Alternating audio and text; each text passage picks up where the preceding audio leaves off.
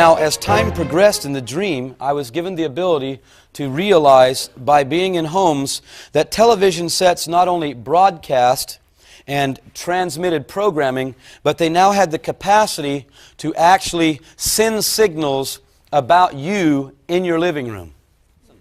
I was able to see that television sets were actually watching people in their homes, monitoring their movements, monitoring their conversations. That the television didn't even have to be on, it just needed to be plugged in. Guess what I found out? That televisions made after 1992 can in fact watch you. More than just bringing you your favorite shows, it may be watching and recording your every move.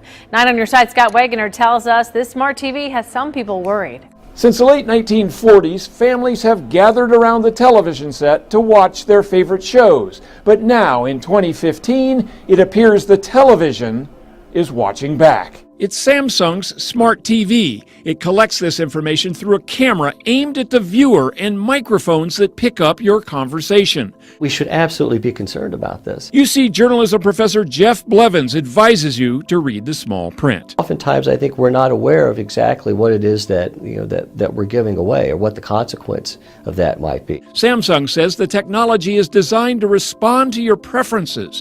It can find your favorite shows, connect you to services it thinks you would like, and allows you to change its function with a wave of your hand.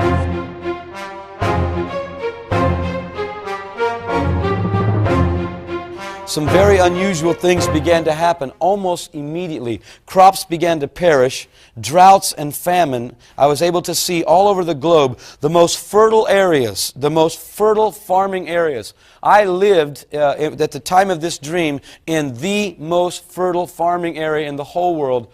Places that were once fertile were now arid deserts. Historic drought continues to take a toll on California's farmland, and today millions learned they won't be receiving any water from the state.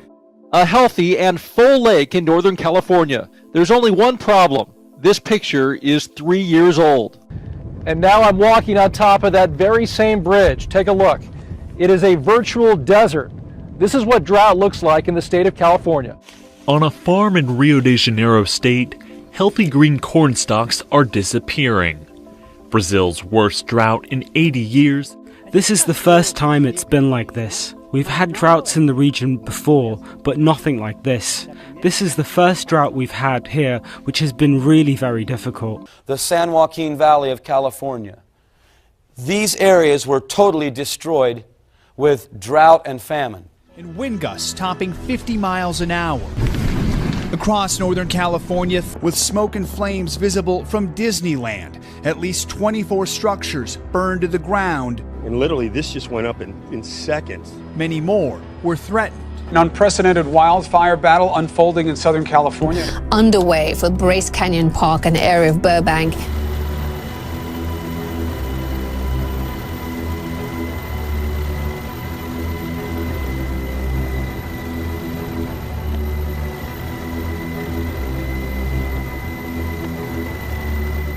We're moving into a recovery phase. Identification is going to be hard. We have found bodies that were almost completely intact, and we have found bodies that were nothing more than ash and bones. Hundreds are still missing or unaccounted for. The massive scale of the disaster was expressed in a surreal image, a mail truck with nothing but rubble.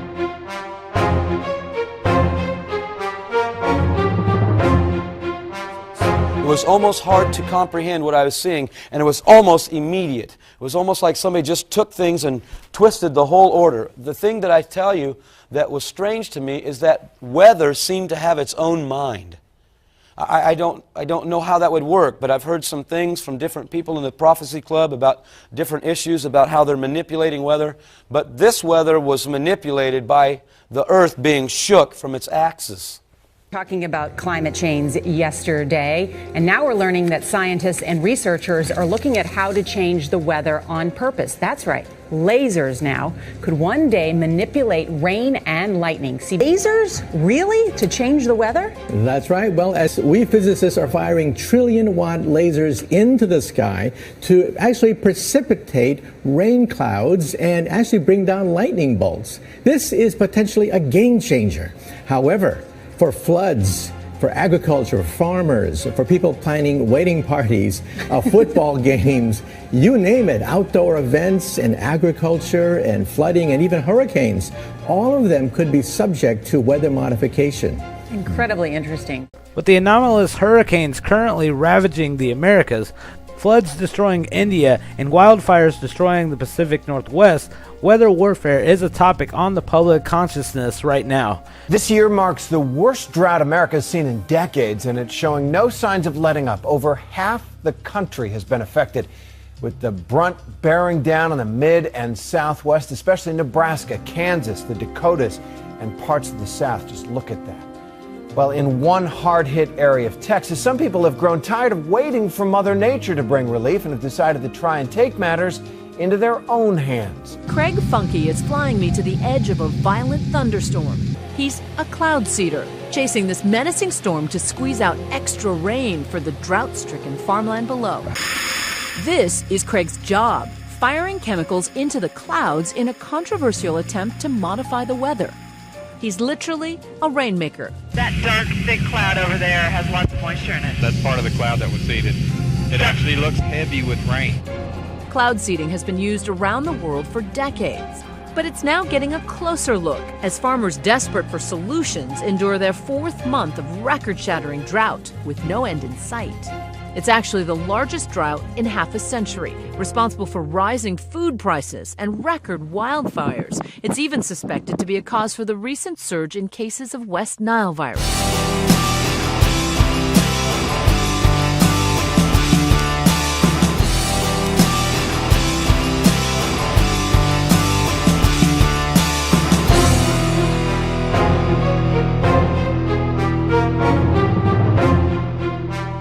This was very unusual. This destruction was global. It reached the whole globe, folks. This earthquake that hit caused a massive change in weather patterns. At this moment, what began to happen was the normal weather patterns completely changed. The patterns for winter became summer, summer became winter, and you might have a day of snow and a day of heat. The world was in total chaos in its weather patterns. Predicting weather was totally impossible. It was just useless to try to forecast weather. Predictions did not work. State water officials are painting a bleak outlook after measuring the snowpack in the Sierra Mountains. The worst part is one of San Diego's main water sources. You may have noticed I'm wearing short sleeves in the dead of winter. That's because it is hotter and drier than ever before. January should have been the wettest month, but the supply fell back to 1/4.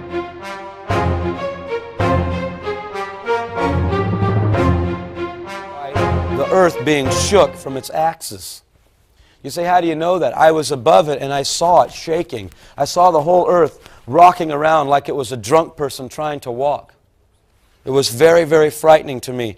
A supervolcano waking up in the USA. A supervolcano, which in case of eruption will blow all of North America and doom about half of the world to slow death, is starting to wake up.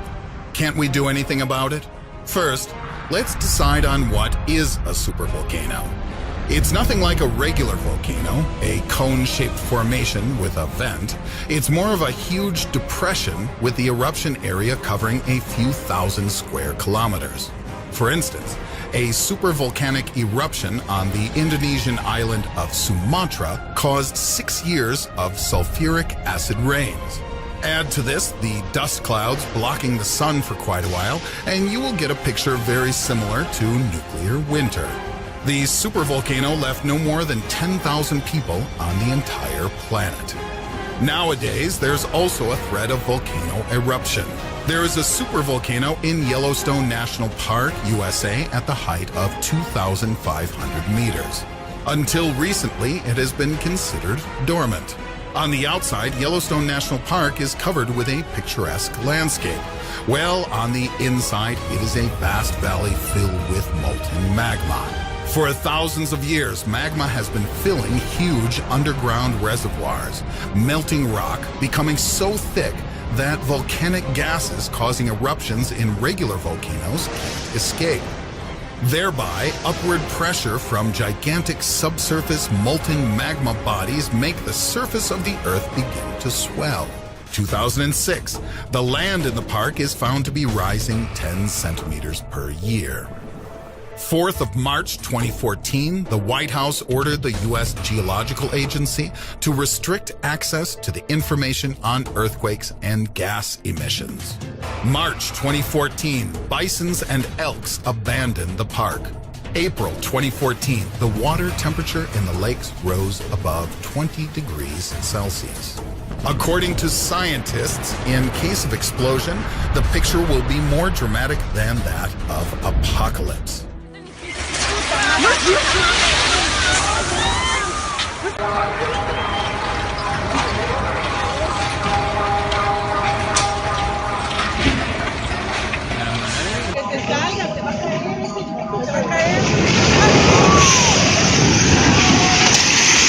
Dios mío, Dios mío, Dios mío, Dios mío, Dios mío, Dios mío.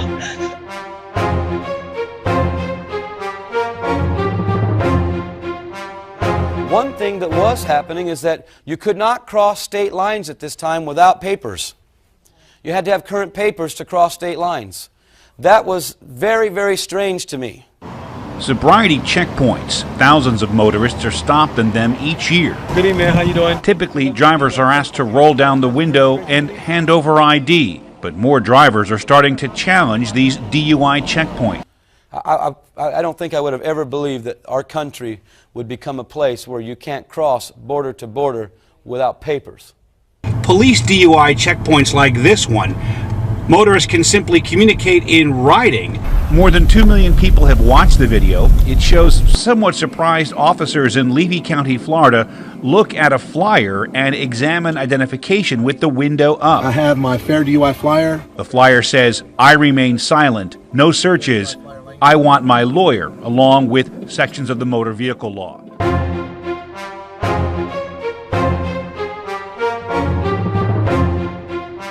Right about at the time that this earthquake hit, very unusual things began to happen with law.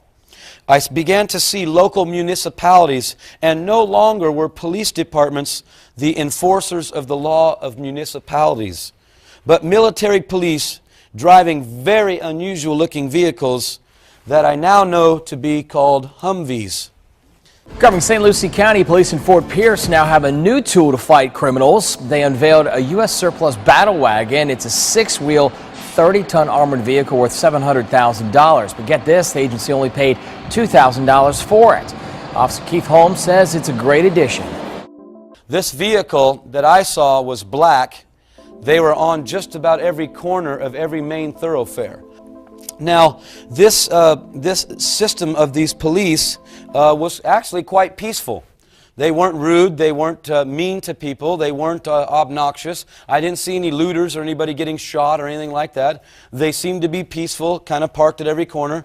All I know is these guys were everywhere. Another thing I was able to see is I was able to look inside of here, and on the inside of there was a what I know now to be a laptop type of computer sitting on the dash with a computer screen that seemed to look much like the airplane I rode in today, a Canada Air regional jet that had all new digital GPS that just completely draws the picture for them so they follow without gauges. You could look into this computer and it would give them all sorts of information. It was canvas here, and there was a man standing in the back. They were wearing very unusual outfits, by the way.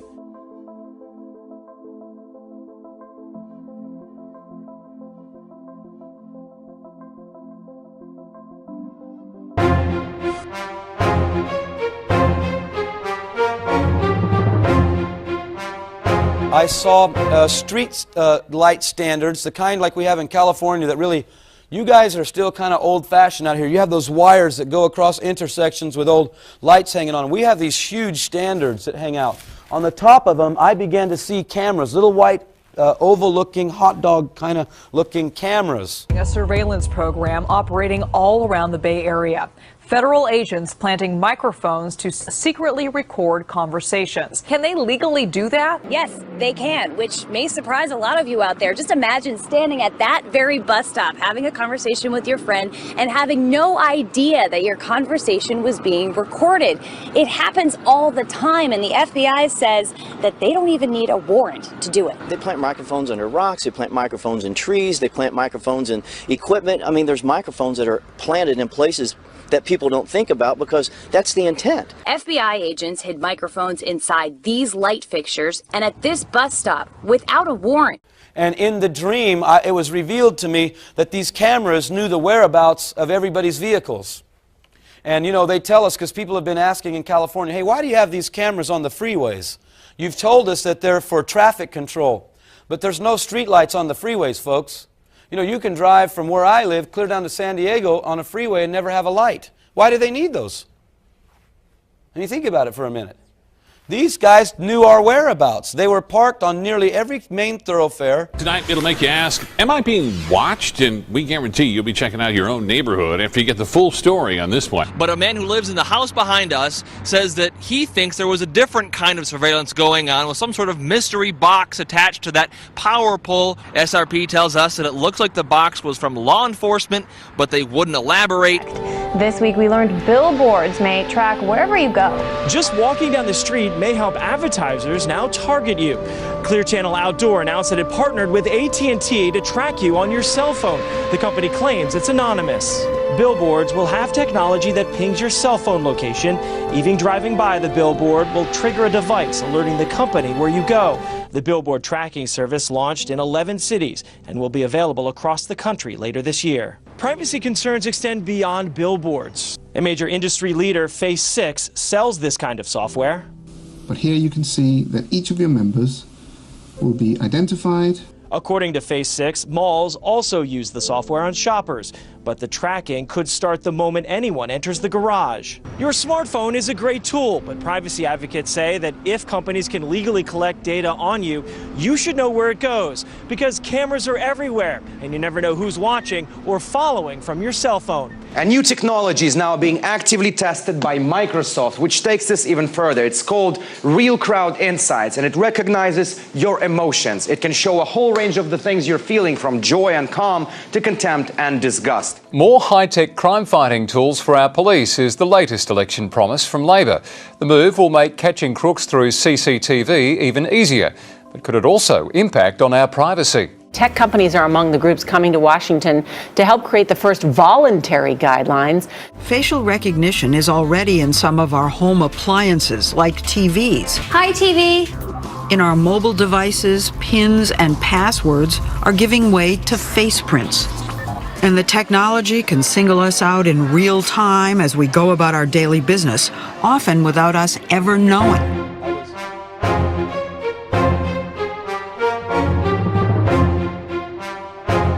Hang up the phone and now they can listen to everything you're saying. Do you know that your telephone, all your little phones have in them one of the most sensitive microphones available? Why? Why do telephones need such sensitive devices? And why have they so rapidly went to the new type of cables that carry all the signals? Can't think of what you call it right now. Somebody help me. Fiber optics. Do you know that one fiber optic cable can carry over 1 million messages? Why? Why do they do things like that? Think for a minute. So that more people can be kept watch after. Not so that telecommunications gets better for us. It's a game, folks. It's a big scheme. It's a big plan going on before us. For journalists in this country, the realization that the government is spying on their communications is becoming more and more common. That's according to a new study from the Pew Research Center. It reports that nearly 7 in 10 journalists believe that the Obama administration has in fact spied on them. But where is the media pushback against all of this?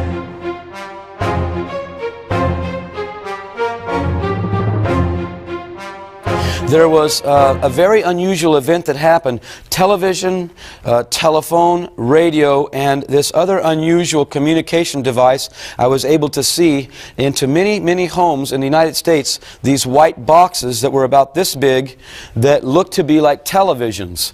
And when I saw these, they were in nearly every single home in the U.S. and they would have words written across them, and occasionally it would almost look as though television was playing through them. In 1980 and 81, there was less than 0.5% of American homes that had a computer in it.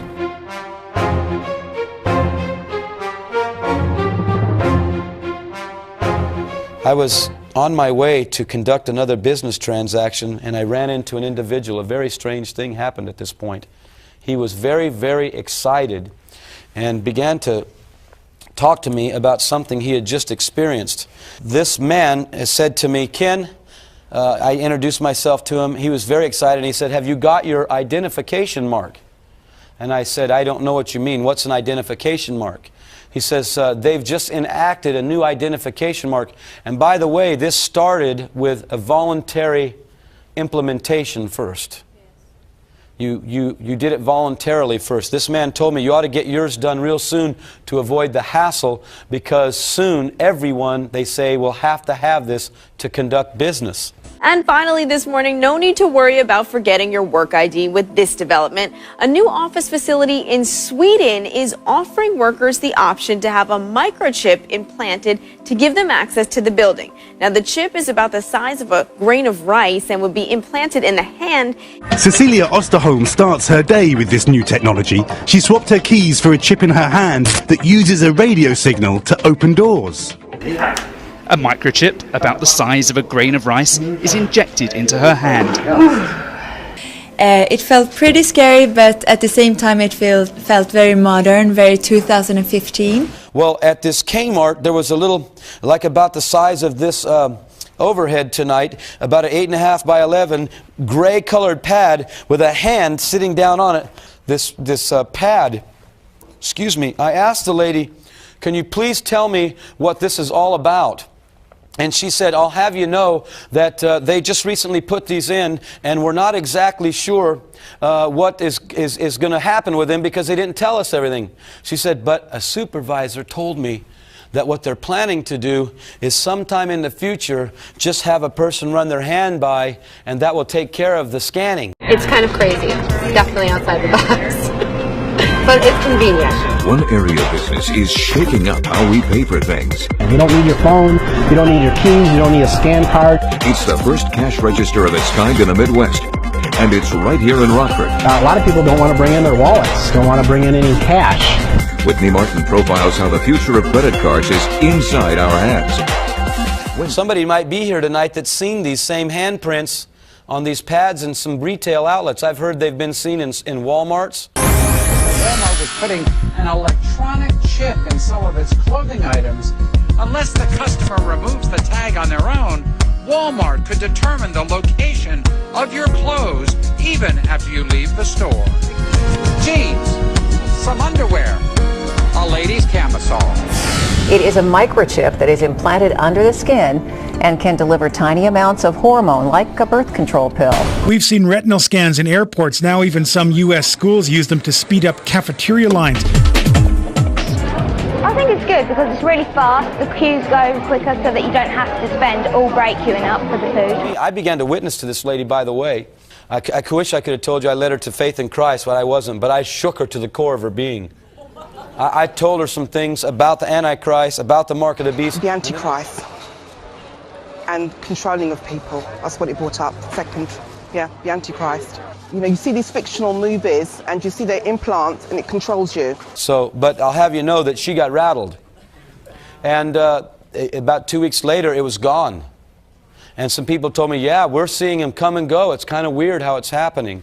At schools across the country, students aren't using cash or a card to buy lunch anymore. They're using these pulse scanners that basically take a photo of the vein pattern below the skin and deduct from that child's account. That very strange thing happened to me with this man's hand, this agitation. I got very frightened, and something spoke inside of my stomach and said to me, get out of here as fast as you can.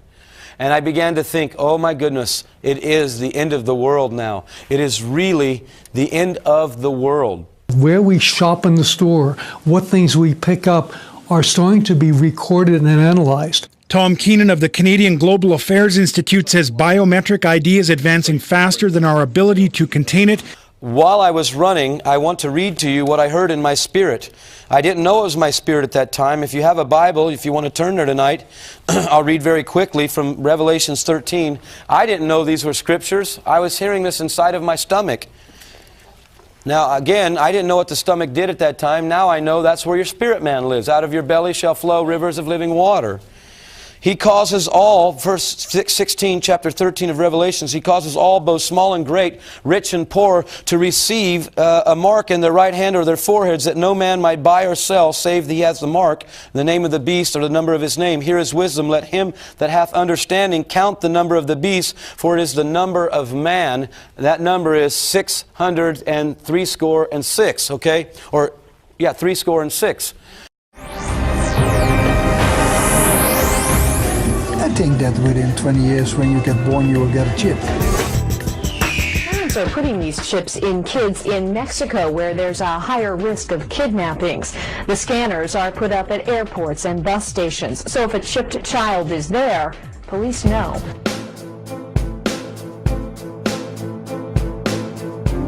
One congressman said that Obamacare is the most dangerous piece of legislation ever passed. Ever. Spoken by young and old. Young and old. Rich and poor. Rich and poor. Rich and poor. And He causeth all, both small and great, rich and poor, free and bond, to receive a mark in their right hand or in their foreheads.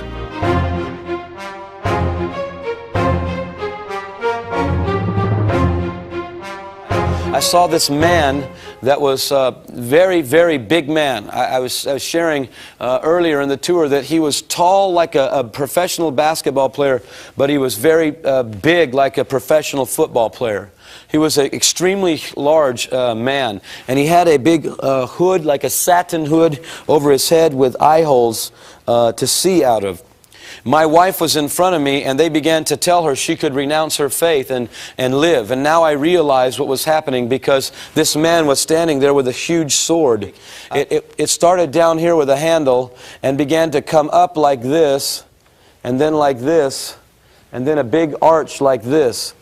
And it was a very, very frightening looking sword. ISIS released a new video today showing the execution of 21 Coptic Christians kidnapped in Libya. The video shows the Egyptian prisoners being marched onto a beach by militants dressed in black. Then the prisoners are beheaded brutally. He was tall like a professional basketball player. This video really marks ISIS on the world stage, well beyond the videos that we've seen in the past out of Syria and Iraq.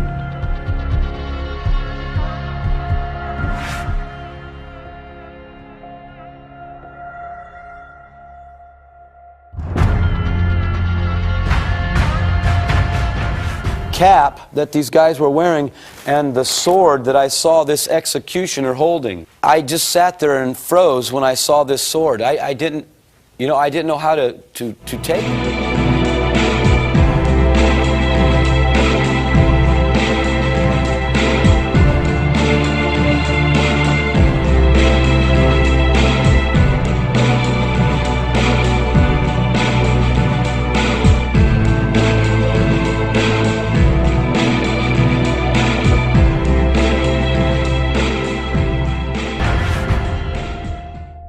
Stranded on a notorious stretch of coast in New Zealand.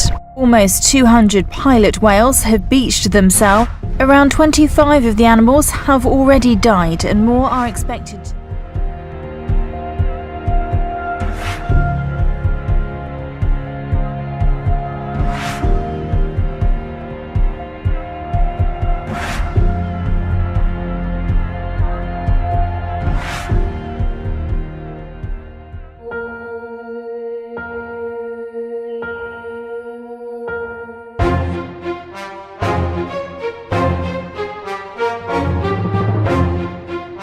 Now at this point in the dream, things really began to shift. And what happened was, I was on my way to the bank to make a business transaction. Several things in the dream I was revealed. For one, let me see if I have something with me. Yeah, I do. I saw this money in 1980. I saw the money that has the big pictures of the different figures on it. In 1980, this money wasn't even talked about yet. Another thing I saw shortly after this money was that the picture of the individual moved over a little bit, and there was a blank space on here.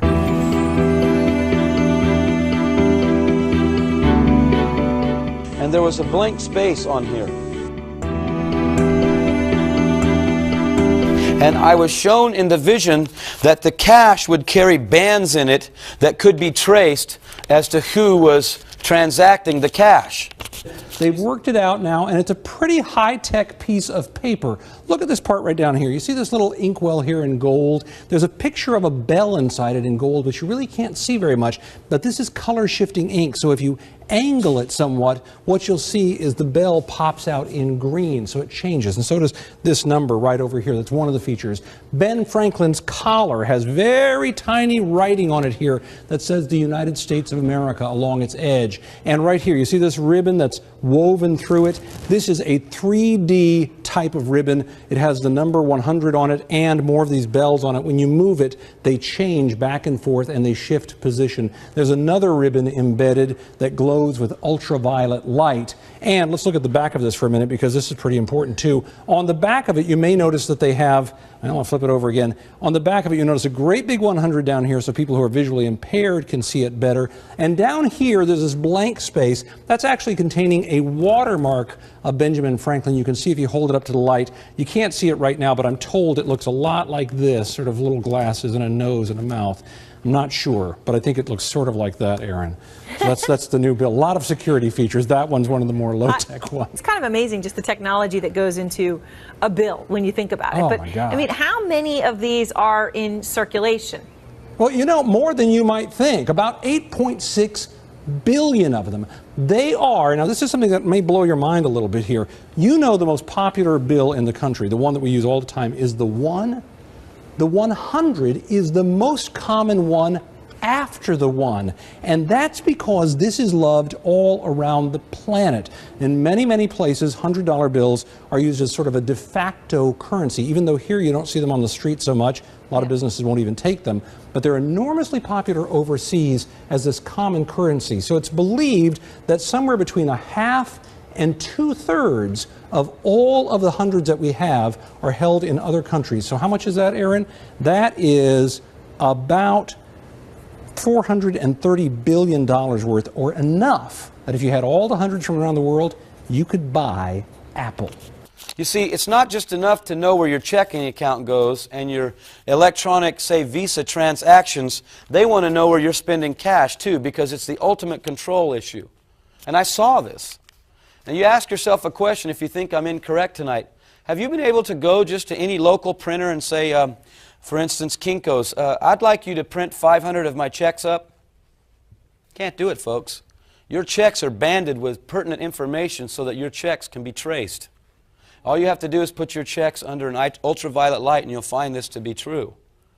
Checks are already being traced. They're already being tracked. I saw money that was being tracked. Yesterday, somebody sent us some information that the rainbow money is going to be in full effect by 2003. Right now, within the next month, they're going to release the 10s, 5s, and 1s for the new money. And I'm telling you, we're right on track. We're on a fast track, actually, with these events happening.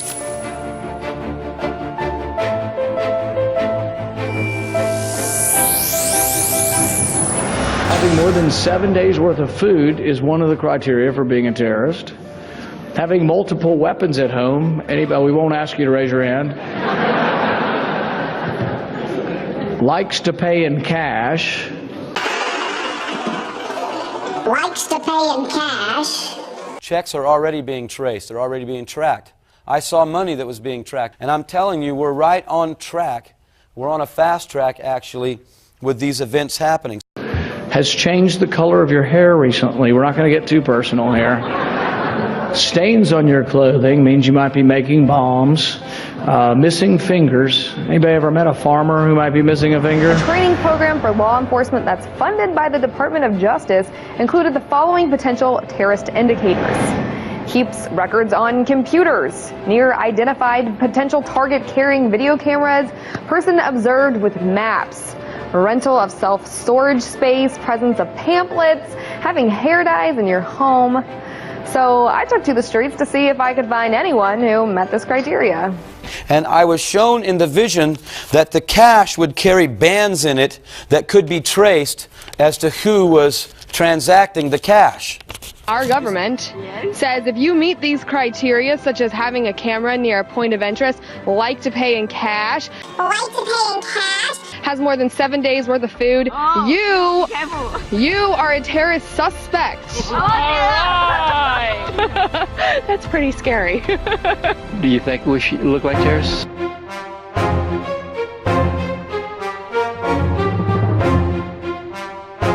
So my freedoms and my patriotism were instantly being eroded from my understanding. Because our rights contained in the Bill of Rights do not come from the Constitution. They come from God. It's clearly stated Our in the laws Declaration do not come of from God, Independence. Your Honor, and you know that. The law of this country calls it the organic law of our country, means where our rights come from. And if they come from there, men can't take them away. Our rights do not come from God. Listen to this one. This is going to have a whole bunch of you rolling your eyes this morning. There was a student at a Florida high school who was in trouble for simply saying, "God bless America," during the school's morning announcements.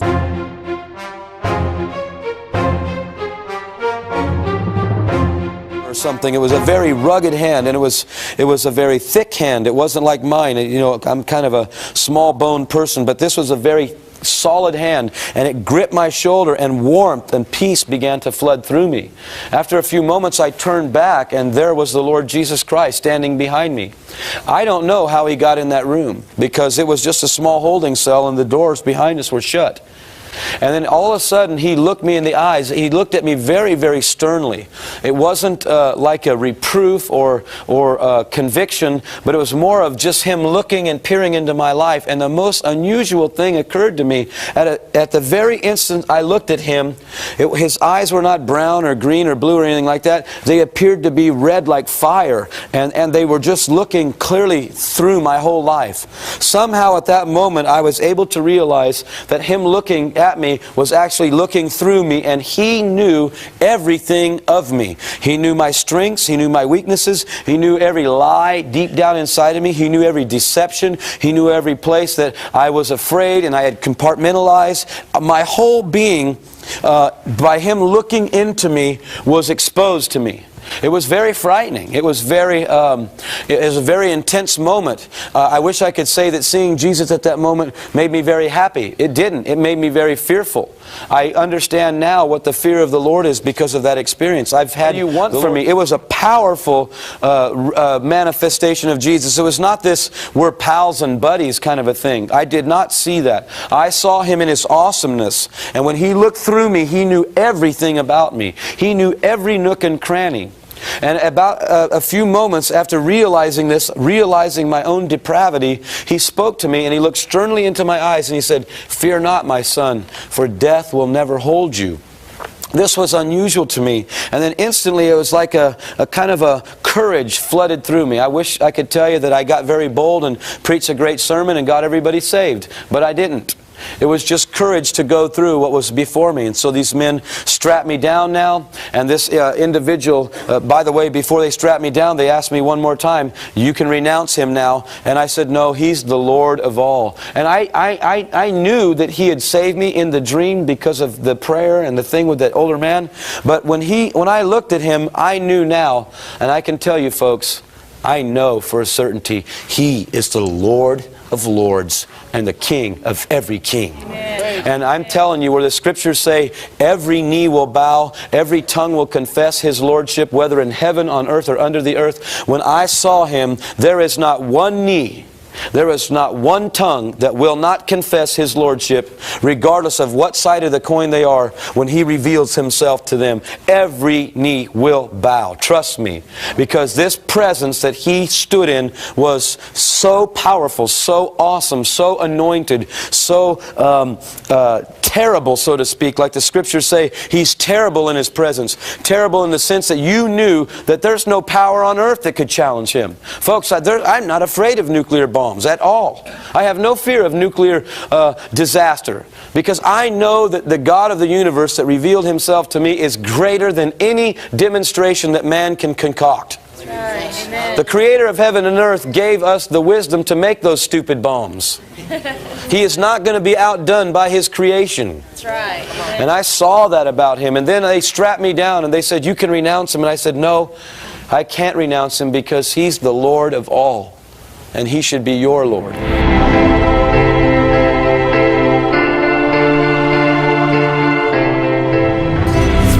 And then shall they see the Son of Man coming in a cloud with power and great glory. And when these things begin to come to pass, then look up and lift up your heads, for your redemption draweth nigh.